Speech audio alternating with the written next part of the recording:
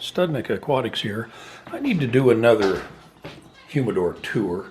The last one I did, I had some times when I was talking and I wasn't paying enough attention to the camera, and I wasn't exactly pointing at what I was talking about, which wasn't very professional of me. So I'm going to redo the thing. This is my little lounge, if you haven't seen it before. Nice little cigar lounge, opens up into my backyard.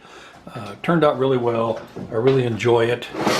After work I can come in, turn on the TV, get a nice cigar and a little bourbon, and we're good to go. So anyway, what this is, this used to be a closet, and this is considered a closet conversion. I worked with a company, I forget exactly where they're out of, I think out of Florida, that actually builds commercial humidors for people. And I worked with them as far as how to do this and make sure that I had the proper humidification system and such. So it is done properly. I do have, I think, a 9-part series on how I built this. So if you have any questions, be sure and watch that first, because a lot of it is answered in that. Now the lighting is not really good in there. I did not put overhead lighting in. I have LED lighting that just really makes it look incredible at night. But it's basically 6 foot from side to side. It's 3 foot from the back all the way out to this front portion. And I do have vaulted ceiling, so it's about 9 foot 4 inches to the top. It turned out really well. I have 3 shelves in here on this wall, 1, 2, 3, and then I have a bundle rack up top. And on this end, I actually have 4 shelves. I have 1, 2, 3, and 4, and the same way on this end here. I have 1, 2, 3, and 4. So I'm going to start on this thing, and I think I'm going to start on the bottom shelf. I thought I'd make a comment about what's on the floor. This belongs to my son. This was my desktop humidor, has my name etched in it, and I gave that to my son, and they're working on their house, and eventually he'll get this moved over there. So that's why I have quite a bit of stuff on the floor. The humidification thing could come on, so I think I'll shut it off while I'm doing this. So starting on this bottom shelf over here, what I have here, these are by J. Fuego, and these are Delirium. They're not a very expensive cigar. They're a really good one just to have around to smoke after work, something like that.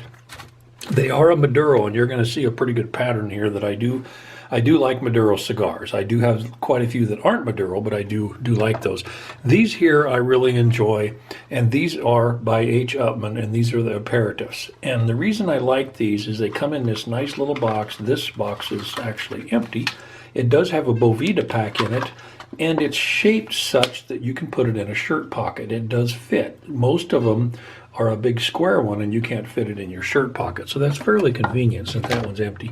The next one here, I don't have a lot of Gurkha cigars. There's a couple I really do like, and this is the Gurkha Governor's Private Blend.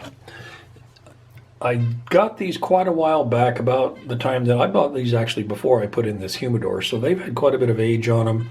And this is by Gurkha, of course, Governor's Blend. I really like it. It has really good flavors, and I enjoy smoking it. These here are by Sancho Panza. Sancho Panza puts out very high quality cigars for the money. I think they're one of the best cigars you can get for the money. The lighting isn't real good in there, so I'll try to bring them out here. And this is the Double Maduro by Sancho Panza. The next ones that I have on here are by LFD. These are La Flor Dominicas, and this is the chisel set. You can buy these as a sampler, and they have some double Ligeros, single Ligeros. There's a number of different ones in there, and I do enjoy those. I don't smoke them very often, but the ones I have smoked so far have been pretty good. And this is the Macanudo Inspirado White. I do enjoy the Macanudo Inspirado White, mainly in the mornings. I think it is an excellent cigar to have with a morning cup of coffee. It's a mild cigar. See, I have a little bit of a problem there. But anyway, it is the Macanudo Inspirado White. So I like those. I enjoy them. These here I've only smoked a couple of, and every time I say this, I always butcher his name. But these are by Ramon Bioso, and this is the Alancho 2005 Reserve. I picked these up on Cigar Bid, and I'm not disappointed in them. They're not probably the most flavorful cigar I've ever had, but they are pretty good. They do burn well and have excellent construction. These here are a box of Cuban cigars that I have. I guarantee they're authentic, and these are the Ramon Alones. They are made in Havana, Cuba. They're a small one. I think they're like a Petite Corona, something like that. And I am letting them age. I have not had one of these yet. There's, I believe, 24 of them in this box. The next one I have here, I do enjoy this cigar. This is by Punch. I like Punch cigars. These are the Punch London Club. They're not a very big one, but they do work very well, especially in the morning or during the day if you don't have a lot of time. And of course, Punch has been around absolutely forever. I do enjoy bourbons, so I picked these up, and these are not actually flavored cigars, they're infused. And what they do is that they actually age the tobacco in the bourbon keg. And so that's where they get this. And these are by Perdomo. And these are the Habanos.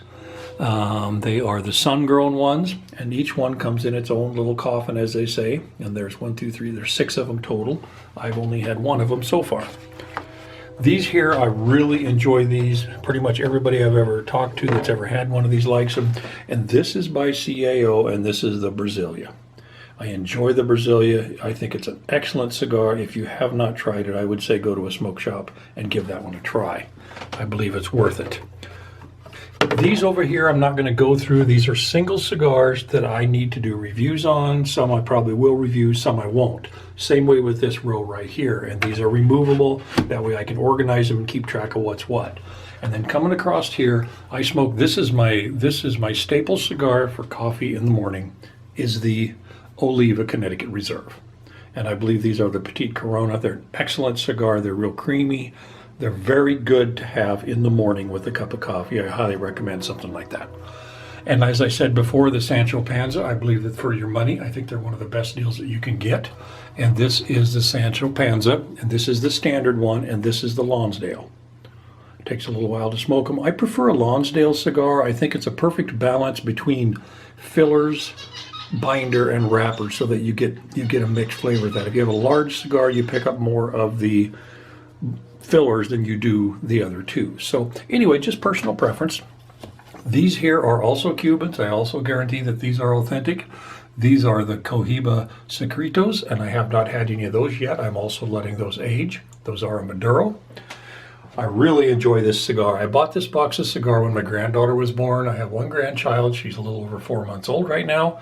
And this is the Padron 1964 Anniversary Series cigar, and this is the Londres. It is a very good cigar. I highly recommend it. They are a little pricey.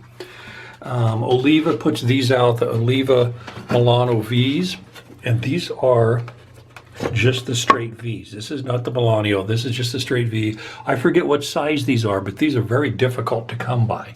They're a larger size. These are a Maduro Especials. So I had a hard time finding these in this size. I'm letting them age, and then I will be trying one of those here shortly. These are the Oliva Series V Milanos, and if you have not had the Oliva Series V cigars, you really do need to try it. They are an exceptional cigar. They're just absolutely amazing in my opinion. These here is what I take to work every day. They're just a cheap cigar. They're from Thompson & Company. And these are the Unicorn Vanillas. They are infused. They are flavored with vanilla. They're cheap, but they work really good when you're working in the shop or you're mowing your yard or something like that. Because I smoke 2 to 3 cigars a day, and I have been doing that for over 30 years. This is just a random bunch of cigars I need to go through at some time. These are ones that I've already done reviews on, and I just grab them out of there once in a while when I go sit on my deck and have a cigar. Here's a Gurkha 125th anniversary, which was very good. Rocky Patel, dark Dominican. So there's a good selection of those in there. These little Nat Shermans, they're not too bad. Once again, it's something you can fit in your pocket. And there's 20 of them. These are the small ones that are like a 28 ring gauge. I prefer something that's at least 32, but I do have a few of those around. I don't smoke them very often. If you have not had this cigar, I would say try it. This is by Man of War, and this is the Pure Authentico. And it is a very good cigar, but believe me, you're going to want to eat a meal before you do this, because this is on the absolute full range of a cigar. It is very, very strong. Very, very good. These are by Man of War. And these are considered the War Horse. They're a large cigar. I picked those up on Cigar Bed. They're not bad. I mean, they're not my favorite, but they're pretty good. It just takes a long time to smoke one of those. These here, Dulce Vita Sweet Tips, they're a really cheap cigar. They don't cost very much, but once again, there's something I smoke when I'm working in my yard or something like that. This is the Padron 88 sample pack. It gives you a good selection of some of the Padron cigars so you can try them, because Padrons are pricey. These here are the Thompson's Explorers. Once again, they are an inexpensive cigar. These are coffee infused.